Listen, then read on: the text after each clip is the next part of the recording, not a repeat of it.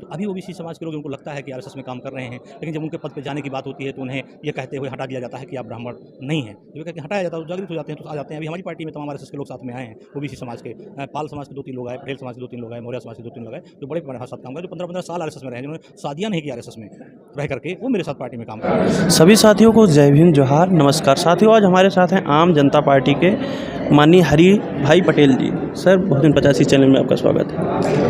हाँ, नमस्कार आपके चैनल के माध्यम से पूरे देश के लोगों को। सर, आज ईवीएस पर जो सुप्रीम कोर्ट के 5 जजों की जो बेंच बैठी थी, उन्होंने ईवीएस के पक्ष में निर्णय दिया, इसको आप कैसे देखते हैं? देखिए, मैं मानता हूँ कि ये गलत है। इस देश में आबादी के अनुपात में भागीदारी होनी चाहिए। इतने लंबे दिनों के देश की आज़ादी के बाद भी अभी भी इस देश के पिछड़े लोगों को, एससी, एसटी, ओबीसी, माइनॉरिटी को रिजर्वेशन नहीं मिल पाया है। लेकिन होता यह है राजसत्ता जिसके हाथ में होती है मनमानी करता है, और राजसत्ता के इशारे पर कोर्ट के लोगों को समर्थन में खड़ा होना ये गलत है। ये सही है कि अभी हम लोगों की वो आवाज़ है कि हम कोर्ट के खिलाफ नहीं बोल सकते हैं। सर, इस देश में ओबीसी 52% है, लेकिन ओबीसी को 27% का कर दिया जा रहा है, वो भी कहीं कहीं मिल भी नहीं रहा है। इसको आप कैसे देखते हैं? इसको मैं गलत मानता हूं, और 27% भी नहीं है। उसकी केवल जो 19 अनुशंसाएँ हैं उसमें से 2 अनुशंसाएँ लागू हैं। कुछ शिक्षा में आरक्षण है, और हमको जो है नौकरी में आरक्षण मिला हुआ है। 27 से 17 अनुशंसाएँ लागू ही नहीं है। जबकि ज़रूरत उसमें ये है कि 19 अनुशंसाएँ लागू हों, उसकी 19 सिफारिशें लागू हों, जिसमें ये कहा गया है इस देश की धनधरती पर भी हमारा अधिकार है। जो ज़मीन सरकारी है वो भी ओबीसी की ज़मीन है। क्यों? क्योंकि इस देश में अशोक से पहले दूसरा राजा नहीं था, तो अशोक की जो ज़मीन है वो मेरे बाप की ज़मीन है। तो मुझे इस देश की जो आबादी, जो सरकारी ज़मीन, उसमें भी हिस्सा मिलना चाहिए। यानी मंडल कमीशन की 19 अनुशंसाएँ लागू होनी चाहिए। सर, देखा जा रहा है कि देश में बहुत सारे संगठन चलते हैं जो सामाजिक जागृति, जैसे मौलिक अधिकार संघर्ष समिति है, बहुत सारे संगठन चल रहे हैं और देश में बहुजनों को जागृत करने का काम करते हैं, खास करके एससी, एसटी, ओबीसी के लोगों को। उसको ये मनवादी संगठन, कुछ लोग हैं उसको बैन करने की मांग करते हैं कि इन संगठनों को बैन कर देना चाहिए, ये देश को तोड़ने का काम कर रहे हैं। इसको आप कैसे देखते हैं? देखिए, देश के तोड़ने और जोड़ने का जहाँ सवाल है, वहाँ देखिए देश में 2 विचारधाराएँ सदैव संघर्ष में रही हैं, आज से नहीं है। ये ईसा पूर्व से रही है और आज भी जारी है, और वो रहेगा, उसको कोई रोक नहीं सकता। मांग करना ये उनका काम है, और लड़ना हमारा काम है। वो ऐसा बैन नहीं कर सकते हैं। अगर वो ऐसा करते हैं तो देश में क्रांति और तेज़ी से बढ़ जाएगी। तो इस पे उनके मांग करने से हमें विचलित होने की ज़रूरत नहीं है, बल्कि हमें अपना काम जारी रखने की ज़रूरत है। सर, अभी देश में देखा जा रहा है, खास करके ओबीसी समाज काफ़ी पैमाने पर जागृत हो रहा है। जो 20-20 साल, 25-25 साल आरएसएस में काम करने के बाद ओबीसी के लोग आरएसएस को छोड़ रहे हैं, इसको आप कैसे देख रहे हैं? देखिए, मेरा मानना है, जिसको बाबा साहब अम्बेडकर की लाइन याद आती है, गुलाम को गुलामी का एहसास होगा तो जंजीरें तोड़ देगा। तो अभी ओबीसी समाज के लोग, उनको लगता है कि आरएसएस में काम कर रहे हैं, लेकिन जब उनके पद पे जाने की बात होती है तो उन्हें ये कहते हुए हटा दिया जाता है कि आप ब्राह्मण नहीं हैं। जब ये कहकर हटाया जाता है तो जागृत हो जाते हैं, तो आ जाते हैं। अभी हमारी पार्टी में तमाम आरएसएस के लोग साथ में आए हैं, ओबीसी समाज के, पाल समाज के 2-3 लोग आए, पटेल समाज के 2-3 लोग आए, मौर्य समाज के 2-3 लोग आए, जो बड़े हमारे साथ काम कर, जो 15-15 साल आरएसएस में रहे, जिन्होंने शादियाँ नहीं की आरएसएस में रह करके, वो मेरे साथ पार्टी में काम कर रहे हैं। रतन सिंह बघेल कानपुर देहात के हैं, जो 15 साल आरएसएस में रहे।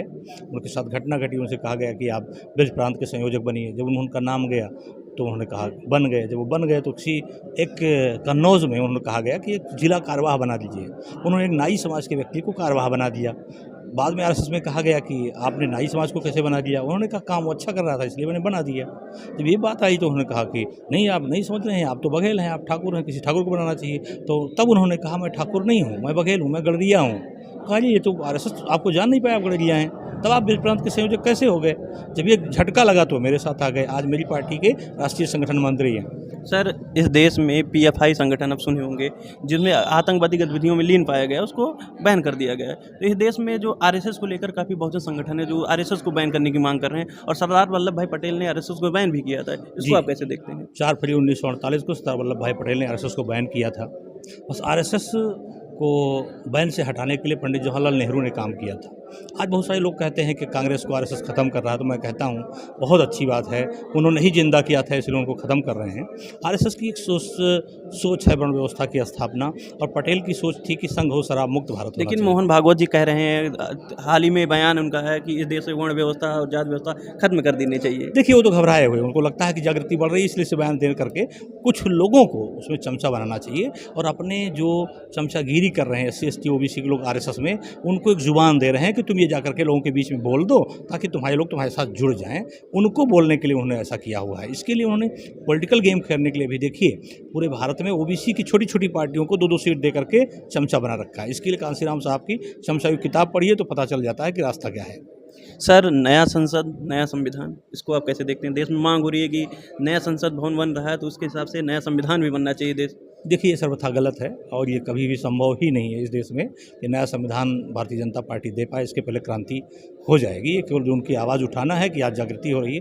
आज आप देख रहे हैं दिल्ली से लेकर के हर जगह पर जो अभी दिल्ली के एक मंत्री की सामने घटना, राजेंद्र पाल गौतम की घटना घटी, हाँ, जो वायु प्रतिज्ञा का मामला है, मंत्री पद उनको छोड़ना पड़ा। इससे भी स्पष्ट है कि केजरीवाल जी कितना जो है, लेकिन वो जय भीम बोलते हैं, केजरीवाल जी जय भीम बोलते हैं। हाँ, वो जय भीम सिर्फ बोलने के लिए हैं। अगर उनके मन में जरा भी ताकत होती तो कहते भाई हमारा मंत्री नहीं हटेगा, लेकिन उन्होंने अपने मंत्री को हटा दिया। आज राजेंद्र पाल गौतम जी पैदल हो गए हैं, तो मंत्री नहीं है। लेकिन राजेंद्र पाल गौतम जी को मैं बधाई देता हूँ, उनके संघर्ष को दाज देता हूँ। उन्होंने मंत्री पद का बगैर परवाह किए हुए उन्होंने मिशन को चलाया।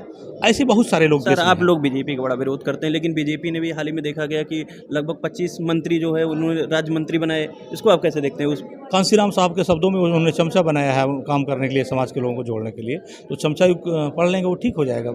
जो आरएसएस में और बजरंग दल, विश्व हिंदू परिषद में जो ओबीसी के लोग काम कर रहे हैं, उनको आप क्या संदेश देना चाहते हैं? मैं उनको संदेश देना चाहता हूँ कि चमचागिरी बंद करके समाज हित में खड़े हो जाएं।